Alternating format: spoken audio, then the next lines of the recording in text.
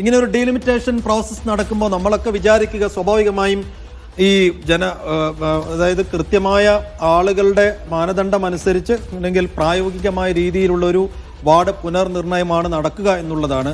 പക്ഷേ ഇത് അന്വേഷിച്ചപ്പോൾ ഷബീറിന് മനസ്സിലാക്കാൻ കഴിഞ്ഞത് എന്താണ്? ഏതെല്ലാം നിലക്കുള്ള ചട്ടവിരുദ്ധത ഇതിനകത്ത് നടന്നിട്ടുണ്ട്, അട്ടിമറി നടന്നിട്ടുണ്ട്. ഇപ്പോൾ ചില വാർഡുകളൊക്കെ ചൂണ്ടിക്കാണിച്ചല്ലോ ഷബീർ. ഇതിന് ഒറ്റപ്പെട്ടതായി കണ്ടാൽ മതിയോ, അതോ മൊത്തത്തിൽ പരിശോധിക്കുമ്പോൾ എല്ലായിടങ്ങളിലും ഇത്തരത്തിലുള്ള പാളിച്ചകൾ സംഭവിച്ചിട്ടുണ്ടോ? സൈഫുദ്ദീൻ, ഇതുമായി ബന്ധപ്പെട്ട ഏറ്റവും പ്രധാനപ്പെട്ട കാര്യം ഇത് പറയുന്നത് പോലെ തുല്യനീതി എന്ന ജനപ്രാതിനിധ്യ നിയമം തന്നെ ലംഘിക്കുന്നതാണ് ഇത്തരത്തിൽ. അതായത് ചില പഞ്ചായത്തുകളിൽ ഒരു വാർഡിൽ കൂടുതൽ ആളുകൾ, ചില വാർഡുകളിൽ കുറഞ്ഞ ആളുകൾ വരുമ്പോൾ സംഭവിക്കുന്നത്, അതായത് 100 പേർക്ക് ഒരു ജനപ്രതിനിധിയും ഒപ്പം തന്നെ 1000 പേർക്ക് ഒരു ജനപ്രതിനിധിയും എന്ന സ്ഥിതി വരും. അപ്പോൾ അത് അശാസ്ത്രീയമാണ്, അല്ലെങ്കിൽ അത് ജനങ്ങൾക്ക് ഈ തദ്ദേശ സ്ഥാപനങ്ങൾ വഴി അല്ലെങ്കിൽ സർക്കാരിൽ നിന്ന് ലഭിക്കേണ്ട സേവനങ്ങൾ ലഭിക്കുന്നതിൽ അനീതി അല്ലെങ്കിൽ നീതിയില്ലായ്മ ഉണ്ടാക്കും എന്നുള്ളതാണ് ഏറ്റവും പ്രധാനപ്പെട്ട കാര്യം. ഞാനിപ്പോൾ ഈ പട്ടിക പരിശോധിക്കുമ്പോൾ, അതായത് നമ്മളിപ്പോൾ ഡീലിമിറ്റേഷൻ കമ്മീഷന്റെ സൈറ്റിലുള്ള വിവരങ്ങൾ, അതായത് ഏറ്റവും ഒടുവിൽ പുറപ്പെടുവിച്ച ജനസംഖ്യാ വിവരങ്ങൾ, ഒപ്പം തന്നെയാണ് ഡയറക്ടർ ഓഫ് പഞ്ചായത്തിന്റെ സൈറ്റിലുള്ള അവരുടെ സൈറ്റിൽ നൽകിയിട്ടുള്ള ജനസംഖ്യാ വിവരങ്ങൾ, ഇതെല്ലാം തന്നെ പരിശോധിച്ചപ്പോൾ ഏതാണ്ട് സംസ്ഥാനത്തൊട്ടാകെ മിക്ക പഞ്ചായത്തുകളിലും ഇത്തരത്തിൽ ഈ അസന്തുലിതാവസ്ഥ കാണാനാകും. അതാണ് ഏറ്റവും പ്രധാനപ്പെട്ട കാര്യം. ഒപ്പം തന്നെയാണ് ഈ പഞ്ചായത്തിൽ ഉള്ളതിനേക്കാൾ ജനസംഖ്യ കുറവ് ചില നഗരസഭകളിൽ വരുന്നു. അതാണ് നേരത്തെ പറഞ്ഞ എറണാകുളം ജില്ലയിലെ കൂത്താട്ടുകുളം നഗരസഭ. കൂത്താട്ടുകുളം നഗരസഭയിൽ ഒരു വാർഡിൽ ശരാശരി 600 അല്ലെങ്കിൽ 700-ൽ താഴെയാണ് ജനസംഖ്യ വരുന്നത്. വോട്ടർമാരുടെ എണ്ണമല്ല പറയുന്നത്, ജനസംഖ്യയാണ്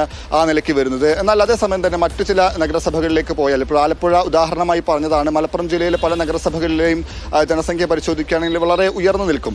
ഒപ്പം തന്നെയാണ് കോർപ്പറേഷൻ പരിധിയിലെ കാര്യങ്ങൾ പറയുമ്പോൾ, തിരുവനന്തപുരം കോർപ്പറേഷനിൽ നമുക്കറിയാം 101 വാർഡുകൾ നമ്മൾ പറഞ്ഞതാണ്, അതാകെ ജനസംഖ്യ വളരെ അധികമാണ്. ഒപ്പം തന്നെയാണ് ഒരു വാർഡിൽ മാത്രം ഏതാണ്ട് 17,000 വോട്ടർമാർ വരുന്നത്. അത് ശ്രദ്ധിക്കേണ്ടതാണ്. നേരത്തെ പറഞ്ഞ ജനസംഖ്യയാണെങ്കിൽ ഇതൊരു വാർഡിൽ മാത്രം ഏതാണ്ട് 17,000 വോട്ടർമാർ, ഭീമാപ്പള്ളി വാർഡിൽ 17,000 വോട്ടർമാർ കഴിഞ്ഞ തിരുവനന്തപുരത്ത് സഫ്വാൻ അത് റിപ്പോർട്ട് ചെയ്തതാണ്. അപ്പോൾ ആ നിലയ്ക്ക് അത് വരുന്നു. അതേ കോർപ്പറേഷൻ പരിധിയിലെ മറ്റൊരു വാർഡിൽ ഏതാണ്ട് 4,000-ൽ താഴെ ആകെ വോട്ടർമാർ വരുന്നു. അപ്പോൾ അത് തന്നെ വലിയ തരത്തിലുള്ള അന്തരമുണ്ട്. ഇങ്ങനെ മൊത്തത്തിൽ പരിശോധിക്കുകയാണെങ്കിൽ ഇപ്പോൾ കണ്ണൂർ കോർപ്പറേഷനിലേക്ക് പോവുകയാണെങ്കിൽ കണ്ണൂർ കോർപ്പറേഷനിലെ ഒരു വാർഡിൽ ശരാശരി ഏതാണ്ട് 5,000 മാത്രമാണ് ജനസംഖ്യ വരുന്നത്. അപ്പോൾ അതിൽ വോട്ടർമാർ അതിന് താഴെയായിട്ടായിരിക്കും വരിക. ഒപ്പം തന്നെ ഒരു ജില്ലയിലെ പഞ്ചായത്തുകൾ തമ്മിൽ താരതമ്യം ചെയ്യുമ്പോൾ ചില പഞ്ചായത്തുകളിൽ ഉയർന്ന ജനസംഖ്യ, അതായത് ഒരു വാർഡിൽ ഉൾക്കൊള്ളാവുന്നതിലും അല്ലെങ്കിൽ ഈ പറഞ്ഞ ജനപ്രാതിനിധ്യ നിയമം അനുശാസിക്കുന്ന തരത്തിൽ ഒരു തുല്യനീതി ഇല്ലാതാക്കുന്ന തരത്തിൽ കൂടുതൽ ജനസംഖ്യ വരുന്നു, ചില വാർഡുകളിൽ കുറഞ്ഞ ജനസംഖ്യ വരുന്നു എന്നുള്ളതാണ് ഇതിൽ ഏറ്റവും പ്രധാനപ്പെട്ട കാര്യം. ഇത് കണക്കുകൾ മാറ്റിവെച്ചാൽ ഈ പറഞ്ഞതുപോലെ ചട്ടങ്ങൾക്കപ്പുറത്തേക്ക്